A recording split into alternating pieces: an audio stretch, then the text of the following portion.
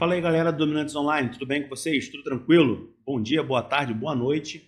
Bom, continuando aqui os nossos estudos sobre a filosofia na modernidade, agora nós vamos ver um outro dos filósofos que defendiam em algum grau o absolutismo. E esse filósofo é o Jean Bodin. Tá? Aqui está a imagem do Jean Bodin para vocês terem uma noçãozinha. Tá? O Jean Bodin é um cara que vive em 1530 a 1596, ou seja, vive ali no escopo, né, do século XVI, tá? E o que estava acontecendo, qual era o contexto de vida do Jean Bodin que vai explicar a opção dele, né, ou pelo menos o pensamento dele em razão de uma retórica que vai justificar o absolutismo ou vai, inclusive, até priorizar o absolutismo.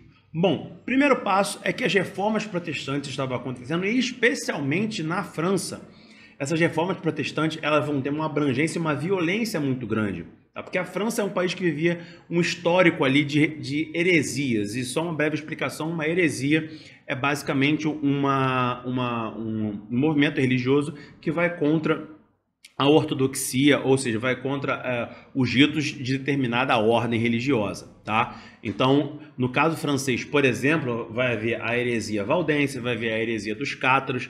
Posteriormente, os huguenotes, que são os protestantes franceses, né, vão ter uma abrangência muito grande na França, e isso vai ocasionar a fatídica noite de São Bartolomeu, na qual, por volta aí de alguns historiadores falam de 20 mil, outros 15 mil, 10 mil, mas muitas pessoas são mortas, né, num ato de traição do rei francês, que havia acordado há um tempo antes uma conciliação entre protestantes e católicos. Então, na França, especialmente, essa questão religiosa e as reformas, e antes mesmo disso, era bastante problemático.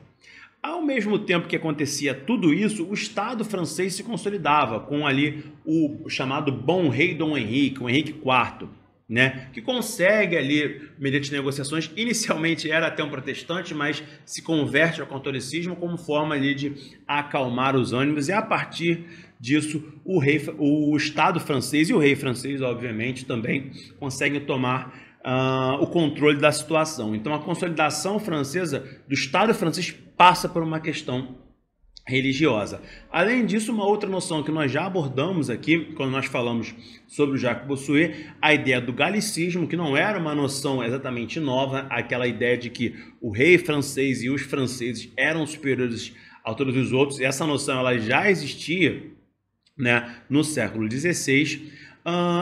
Ao mesmo tempo que também um fato que também não era novo na França eram as disputas de poder entre o Papa e o rei francês, como já foi citado aqui nas nossas aulas também, a questão do cativeiro de Avignon e a questão da supressão da Ordem dos Templários. Então, essa questão poder espiritual, poder secular, Papa, rei, religião, Estado, era muito presente no debate político francês e no contexto político francês. Então, por isso que nós vemos esses autores franceses, especialmente Jean Bodin e Jacques Bossuet, abordando muito essa questão do limite do poder real, da questão da religião no poder real, porque era um contexto muito francês, tá? Por isso que os dois autores vão não abordar suas teorias de maneira mais universalista e mais regionalizada, tá?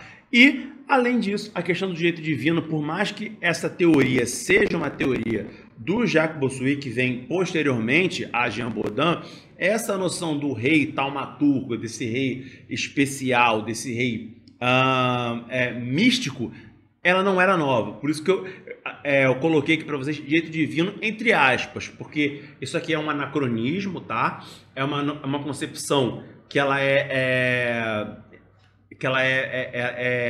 criada posteriormente, mas que já existia essa ideia do rei francês ter ali um caráter superior. Beleza? Agora, a grande questão do pensamento do Jean Bodin a respeito da política se estabelece no conceito de soberania, tá? Ele vai abordar muito o que era soberania e como se daria a tutela real sobre essa questão da soberania, ou seja, como que o rei poderia fazer uso e como que ele manifestaria essa soberania, tá? Ele vai dizer que o rei francês, especialmente, mas os reis de maneira geral, terão a soberania dividida em três aspectos, que vão ser justiça, família, tá? E os bens públicos. Mas cada um desses aspectos vai ter ali a sua particularidade. O que seria a justiça? De novo, essa justiça que estaria a caráter do rei. Ela estaria desenvolvida entre punição e ordem, ou seja, o rei deveria ser justo e punir quando necessário e também manter a ordem. Além disso, a família também desempenharia um papel primordial nessa questão, porque com a família vêm os valores cristãos, ou seja, a mãe e os pais ensinariam aos filhos esses valores seriam transmitidos geração após geração e se manifestariam sempre na sociedade francesa. E, além disso, haveria uma inspiração no exemplo das primeiras sociedades, especialmente ali na questão dos gêneros gregos e do pater familia romano. Esses primeiros núcleos familiares, tá, que, digamos assim, vão fundar uma sociedade ocidental, né? Porque sempre a cultura greco-romana ela está muito presente, né, quando se fala de Europa. Então, essas primeiras sociedades baseadas em núcleos familiares gentílicos e do pater família são também exemplificadas a partir do Jean Bodin. E os bens públicos vão ter um caráter especialmente importante, primeiro, na identificação com a sociedade, ou seja, a sociedade ela se vê, ela se percebe, ela se identifica quando ela vê uma praça, quando ela vê uma rua, quando ela vê um prédio público, quando ela vê um logradouro, uma estátua, tá? Isso representa essa sociedade, isso são marcas dessa sociedade. Então, os bens públicos dão à sociedade um caráter de identificação, um caráter de propriedade, de pertencimento. Além disso, o bem, né, e a propriedade privada, ou seja, o direito a ter a sua propriedade privada, tá, ele também está inserido nesse contexto, por mais que de forma geral haveriam bens públicos, mas também os bens particulares e a propriedade privada, ela faria parte de todo esse contexto social que justificaria o caráter da soberania. Tá? E especialmente falando de França, isso era importante porque a França era uma sociedade altamente hierarquizada, então propriedade privada também significava hierarquia na França. Bom, um outro aspecto que o Jean Bodin vai abordar bastante é sobre as formas de governo. E a partir das formas de governo é que ele vai justificar uma opção dele, que já aqui já dando um spoiler, vai ser uma opção pela monarquia, especialmente exercida por uma pessoa só. Tá?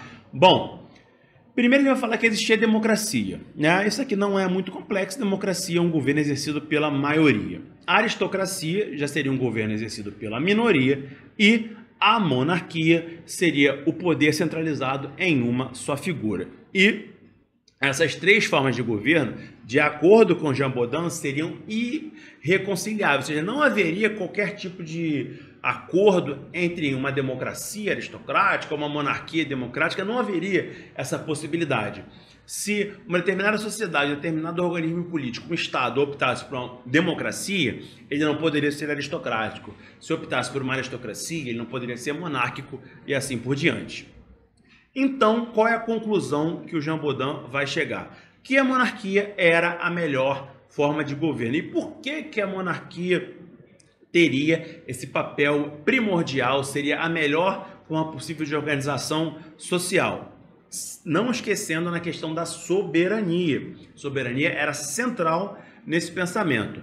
Primeiro, porque democracia e aristocracia gerariam divisão, tá? Porque eu tenho diferentes grupos, na democracia mais pessoas, na aristocracia menos pessoas, mas ainda assim um grupo de pessoas, e isso levaria a disputas, levaria a conflitos, dificultando assim a soberania baseada naqueles valores que nós já vimos: justiça, família e bens públicos.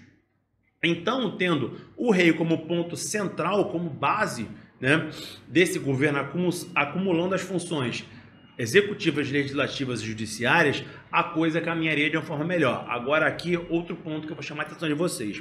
Isso aqui é outro anacronismo. Eu coloquei aqui funções executivas, legislativas e judiciárias, mas essa noção de três poderes ela só vai nascer um pouco tempo depois com o Barão de Montesquieu.